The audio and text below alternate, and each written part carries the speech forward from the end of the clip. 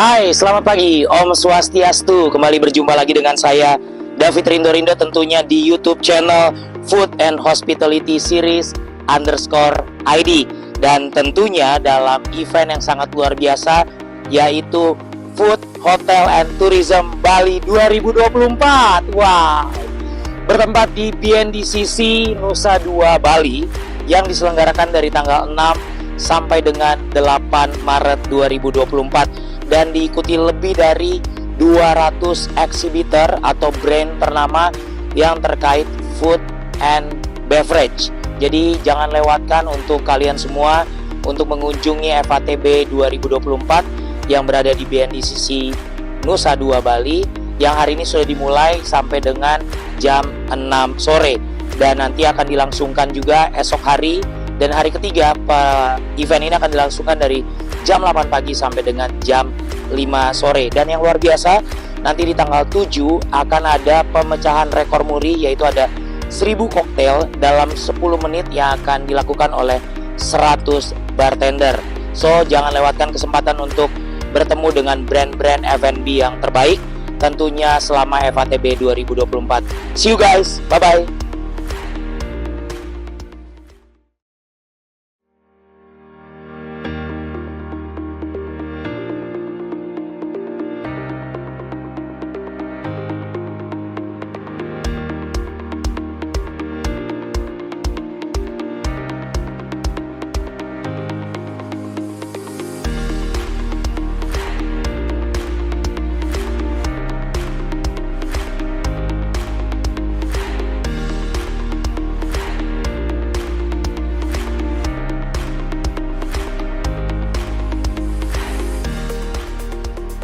Saat ini kita sudah berada di pre-function dari Pecatu Hall, tepatnya di hari pertama dari FATB 2024 berlangsung. Dan di belakang saya sedang berlangsung press conference bersama dengan beberapa narasumber. Yang pertama ada Bapak Bambang Britono selaku Ketua Fermenusa. Ini merupakan minuman fermentasi yang tentunya menjadi signature dari Indonesia. Dan juga ada Bapak Dharma selaku Ketua IFBEK Bali, dan juga ada Ibu Eni dari Wahana Boga. So, ini sangat menarik sekali karena sedang membahas terkait minuman fermentasi dan tentunya masih banyak sekali topik-topik yang dibahas dalam press conference yang sedang berlangsung di belakang saya ini. So, jadi jangan lewatkan untuk bisa datang ke FATB 2024 yang diselenggarakan dari tanggal 6 sampai dengan 8 Maret 2024, incorporating with Retail Indonesia, organized by Pamerindo Indonesia dan juga Informa Market. Kita berjumpa sesaat lagi dengan program-program atau highlight program yang berlangsung di hari pertama dari FATB 2024. Bye-bye.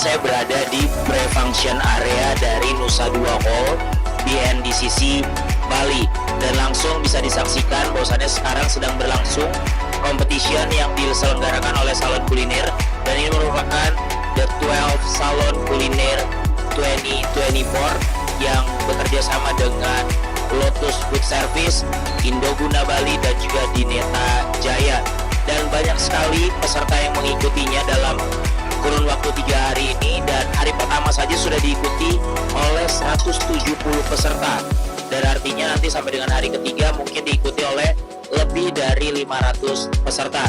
Dan nanti di hari ketiga akan dilangsungkan pengumuman siapakah yang akan memenangkan dari Salon Kuliner Competition, diikuti dari berbagai macam peserta dan juga berbagai macam kategori food. Di sini kalau dilihat ada berbagai macam peserta dari kampus dan juga dari profesional chef yang berada di sekitar Bali ataupun di luar Bali. Dan tentunya judges ada, salah satunya adalah Stephen Muller, chef Stephen Muller, dan banyak juga judges yang berasal dari hotel-hotel di sekitar Bali. Salah satunya adalah ada St. Regis, ada Meru Saka, ada Bali Dinasti, dan masih banyak lagi. So, terus ikuti tayangan di FATB 2024 dan jangan lupa untuk datang di tanggal 6 sampai dengan 8 Maret 2024 bertempat di BNDCC Nusa Dua Bali. Kita lanjut melihat program yang lainnya. Let's go.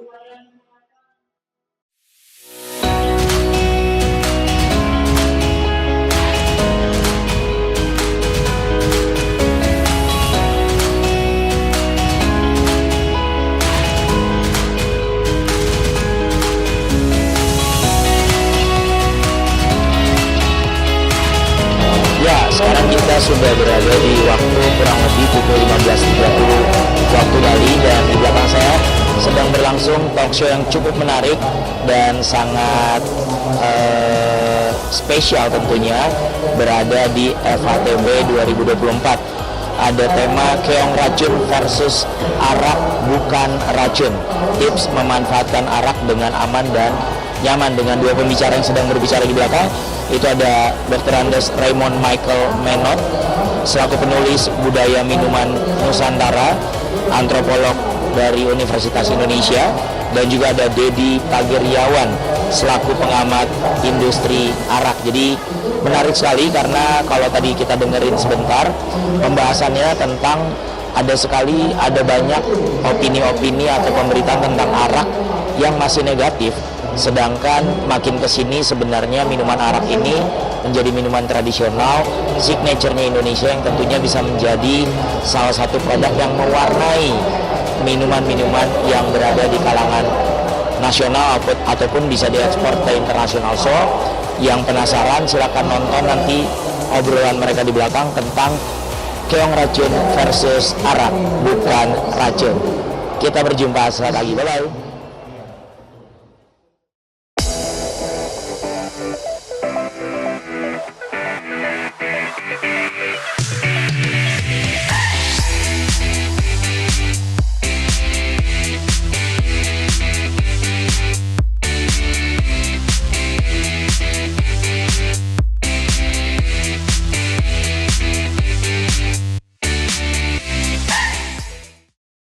Ya, sekarang kita berada di Pecatu Hall, tepatnya di depan atau di belakang saya sedang berlangsung wine tasting yang dipersembahkan oleh Indonesia Sommelier Association.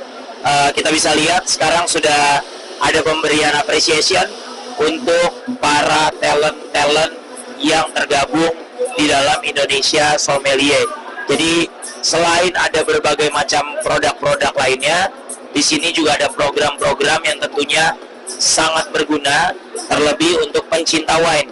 Karena dari sini akan banyak rekomendasi-rekomendasi produk-produk wine yang dapat dinikmati baik di bar, di hotel, di resto, atau di tempat manapun. So, kita saksikan cuplikan dari wine tasting yang dipersembahkan oleh Indonesia Sommelier Association.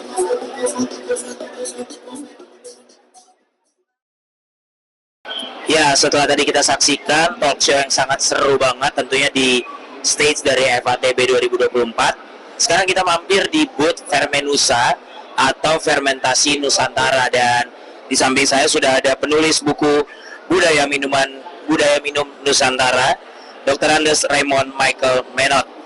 Selamat sore, Pak Raymond. Sore. Tadi seru banget ngobrolannya di sana ya.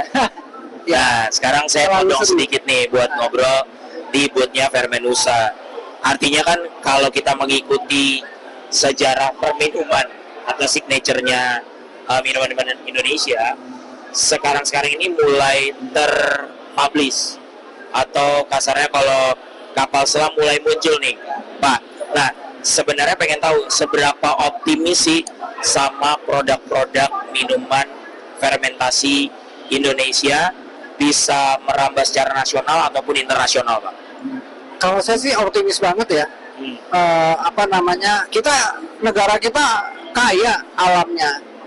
Kemudian teknologinya pun sederhana. Yang kalau kita bicara fermentasi minuman beralkohol, itu nggak sulit, nggak perlu modal gede segala. Dan yang terpenting kan orang dengan adanya oplosan sekarang ya, dibanding kalau dia bikin fermentasi sendiri, lebih aman fermentasi karena dia tahu apa yang dia bikin.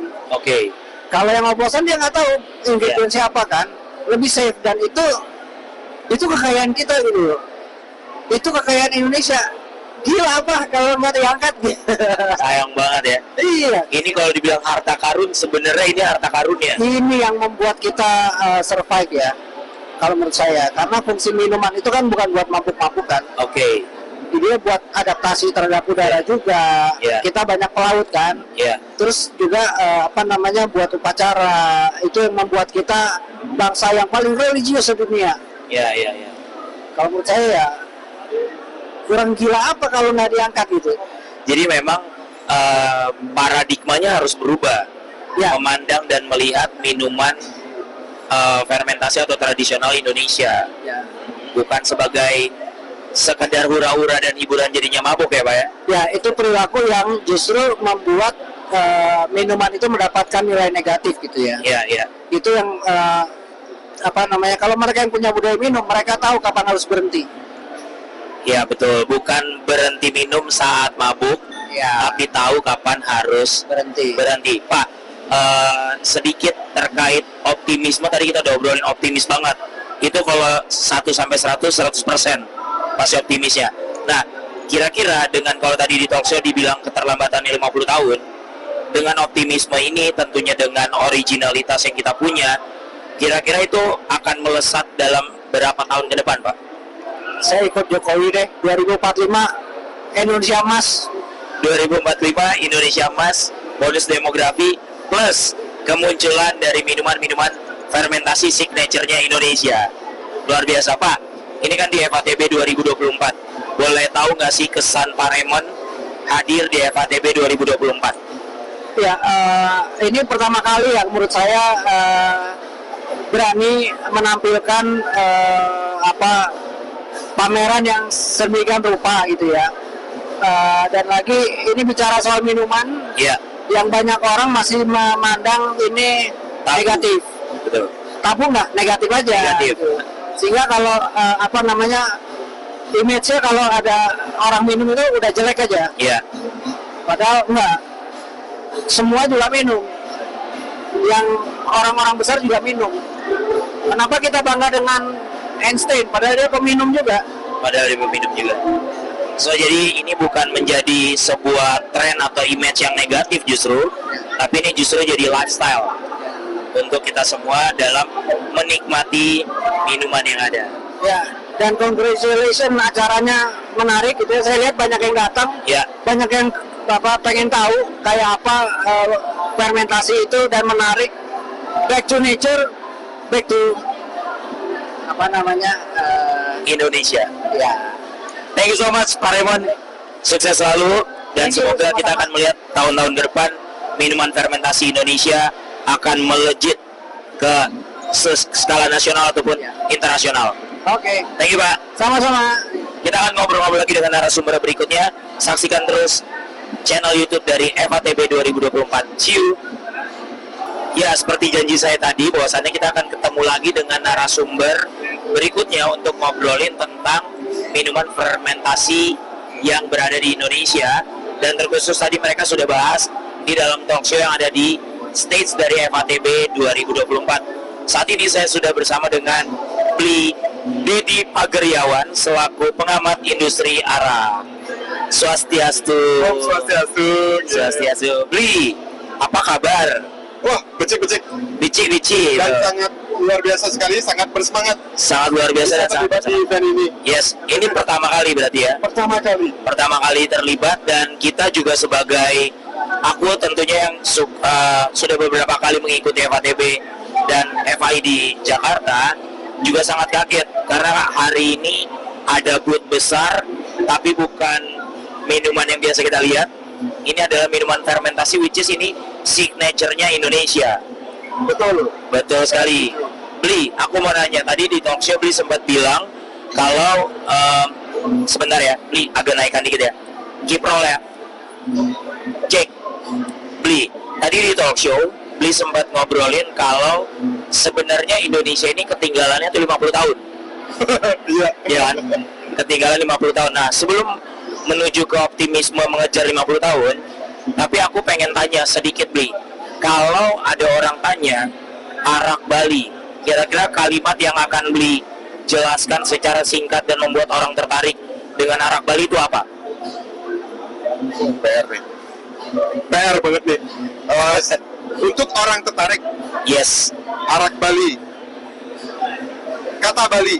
kata Bali. Kata Bali sendiri, dan ini merupakan tradisi budaya. Tradisi dan budaya. Nah, tadi kan Bli juga sempat ngomong bahwasannya sebenarnya ini banyak sekali dikonotasikan negatif karena mungkin salah penggunaan atau memang sudah berada di frame yang memang negatif. Nah, sebagai Bli pengamat dan mungkin pelaku industrinya, strategi apa yang bisa akhirnya menggeser dari yang negatif jadi positif, Bli? Oke, ini bagus sekali. Pertama, untuk menggeser konotasi tersebut sebenarnya dari pemerintah Bali sendiri, Yes. kita sudah mulai mengupayakannya. Pemerintah Bali yaitu adanya peraturan gubernur Pergub 1 tahun 2020, Ya, itu sangat menjelaskan sekali mengenai tata kelola minuman fermentasi dan minuman distilasi yes, khas Bali. ya, Ya, jadi dengan adanya fermentasi ini, berarti kan kita harus mengupayakan mengakselerasi apa-apa aja sih minuman-minuman fermentasi yang ada di Bali. Ya, balik lagi, fermentasi yang saat ini terkenal di Bali itu ya fermentasi minuman ya. Kalau kita konteksnya ngomong minuman, ya itu tua. ya, Tua itu dibagi menjadi berapa sih? Tua itu ada 3, menurut saya yang saya tahu ada 3, yaitu tua kelapa, yes, tua aren, Ya. dan tua lontar. oke, Nah, ketiga tua ini bisa menghasilkan produk arak yang berbeda-beda. ya, Nah, kalau saya pribadi, ketika saya juga ngobrol dengan beberapa teman-teman pembuat arak, ketika mereka menggunakan bahan yang bagus, hasilnya pun pasti bagus. yes, Nah, tua ini pun juga harus kita kelola lah, harus dikelola karena setiap pohon tuh hasilnya berbeda. Oke. Tapi setiap petani tua, mereka tuh punya skill memanjat tuanya, memanjat pohonnya, skill lau yang mereka pakai. Lau ini adalah salah satu elemen yang dipakai untuk memfermentasikan tua menjadi beralkohol. ya, Di situ. Terus balik lagi, saya ingin menekankan bahwa hal-hal yang esensi yang kita ingin lakukan adalah aktivasi lagi. Nah, sekarang ini kan setelah Pergub Bali nomor 1 ini keluar, banyak brand-brand arak yang keluar nih, banyak brand arak yang sudah memiliki identitas. Yeah. Cuman sayangnya beberapa teman-teman brand itu mereka masih masih sedang belajar, Yeah. masih malu-malu. Yang saya lihat ya masih Yeah. malu-malu untuk bersaing, untuk melakukan aktivasi bahwa ini arak ini harusnya seperti ini loh, ini arak ini berani loh buat event seperti ini, berani loh buat event. Karena pada dasarnya di marketing, saya pribadi juga menekuni marketing, salah satu elemen terpenting yang membuat customer balik lagi dan balik lagi itu adalah aktivasi brand. Aktivasi Oke. brand itu bisa dilakukan dengan promosi, yes, event-event seperti ini, Ya. LATB yang sangat membantu sekali, dan juga event yang kita lakukan sekarang ini, Bittersweet Festival ini sangat membantu sekali, bahwa ini membuat brand kita tetap hidup. Seperti Oke. itu. Artinya memang untuk para pegiat atau industri ini memang harus lebih aktif lagi Aktif, betul. supaya sosialisasi terkait produknya semakin luas. Betul. Nah, baru yang tadi Bli juga sempat ngomong bahwasannya harus ada standarisasi nih berarti ya, Standarisasi, betul. supaya akhirnya memang kualitasnya bisa dipertanggungjawabkan dan target untuk nasional internasional bisa segera tercapai. Betul. Bicara target Bli, seberapa pede arak Bali dengan minuman lainnya Bli? Wah, kalau saya pribadi sih, nah sekarang ini kan brand arak ini banyak nih. Ya, Teridentifikasi sekitar 40-an lah. 40-an brand arak brand arak yang lahir di Bali ini. Ya. Setelah Pergub Bali ini ada teridentifikasi 40-an brand. Saya berkeyakinan kalau ngomongin secara PD-nya itu 80%. 80% itu mereka akan berhasil. Tapi syaratnya itu yang tadi mereka harus berani konsisten. Ya. Ya, dibutuhkan konsistensi secara kualitas produk yang Yes. bisa terjaga. Botol pertama sampai botol ke Sekian ya. sekian itu rasanya masih sama. Yes. Ya, itu konsistensi. Yang kedua, berani tampil itu ya seperti sekarang ini ya, berani tampil di event-event, apalagi di sini kita tidak hanya ngomongin arak aja, bahkan ada brand-brand seperti whisky, vodka yang juga tampil mereka dengan wow, saya lihat sih kualitas mereka luar biasa ya. Kita masih baru belajar nih. Ya. But ini bukan suatu ganjalan, tapi ini first step. Ya, Oke. langkah yang harus kita lakukan bahwa arak ini sebentar lagi saya berkeyakinan dalam waktu 3 tahun 5 tahun ke depan salah satu brand yang tampil sekarang ini sudah ada yang bisa go global. Demikian. Baru tadi saya mau tanya karena punya keterlambatan 50 tahun, PD-nya berapa tahun bisa ngejar? Beli udah jawab 3 tahun ya. 3 tahun 5 tahun. 3 tahun 5 tahun. Oke. Keren Bli. Bli ada brand arak tersendiri? Secara pribadi ya saya Ada. Boleh dong dipromoin.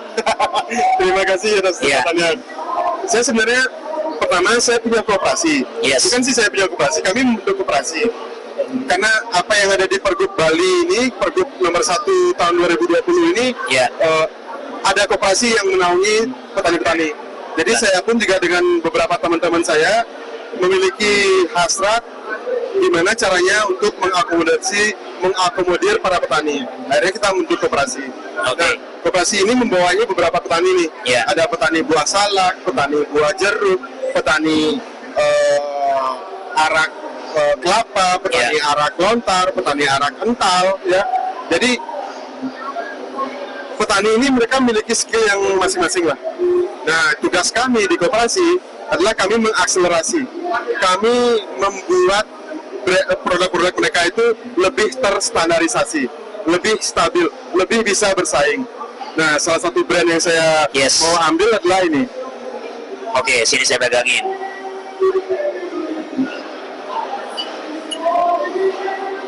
Wah, ini nempel lagi di tangan saya, Bli.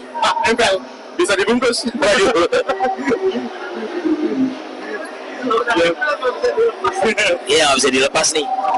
Ini adalah brand yang kami produksi di koperasi. Oke. Jadi karena kami punya teman-teman pemroduksi arak, teman-teman petani arak, ini namanya Arum Bali. Arum Bali. Ini kita kerjasama dengan koperasi arak jeruk di Kintamani. Oke. Sorry, koperasi petani jeruk. Petani jeruk. Kalau ini kita kerjasama dengan para petani arak di Desa Culi dan petani tua di Desa Sembiran. Oke. Jadi saya ambil itu tua-tua ataupun arak mereka, terus kita kolaborasikan lagi. Kalau ini Selaka, kami membeli salak dari Desa Sibetan. Jadi buah-buah salak di Desa Sibetan itu kita akselerasi hingga menjadi hasilnya seperti ini. Jadi ada 3 brand ya. Ada 3 brand saat ini, sebenarnya sih akan muncul lagi 2 minggu. Bagus lah. Wah, mantap. Karena kita di koperasi. Di koperasi ya. Koperasi ini energinya berbeda. Energinya bisa mengakselerasi. Kita bisa menampung segala sumber daya dan kita bisa mengolahnya bersama-sama. Oke. Gitu. Bli, baru muncul nih buat fermentasi dan akhirnya muncul ke permukaan khususnya di FATB. Apa harapan dan kesan di FATB 2024 walaupun baru hari pertama, Bli? Well, mengenai FATB sebenarnya sih saya sudah mulai mengikutinya itu dari tahun 2014 ya. Ya. 2014 saya pernah hadir di sini sebagai tukang icip-icip lah. Ya. Belum mau arak dong ya? Belum. Masih ngumpet-ngumpet. Waktu itu saya bermain juga di Pecatung Hall ini. Iya. Saya ketemu dengan brand-brand minuman impor yang Iya. wow, kapan nih ada produk domestik atau produk lokal Bali yang bisa tampil juga di sini? Itu pertanyaan saya waktu itu. 2014. 2014 pernah 10 saya. tahun kemudian dijawab, Bli. Benar sekali, saya merinding saya nih, serius.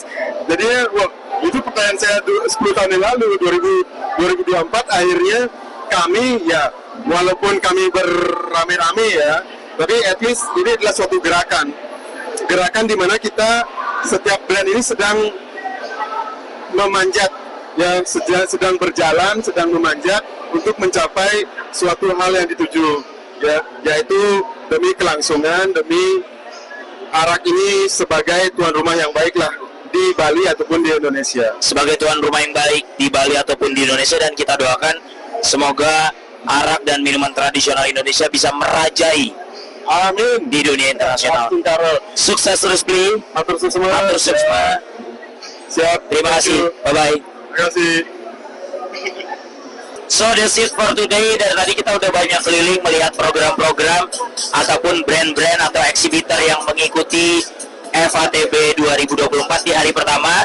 Jangan lupa untuk terus saksikan langsung di official YouTube channel dari FATB 2024, dan besok kita bertemu lagi di hari kedua. Tentunya banyak sekali program dan banyak sekali konten-konten yang dapat dinikmati sebelum Anda datang ke BNDCC Nusa Dua Bali, tentunya dalam FATB 2024. See you guys, bye-bye.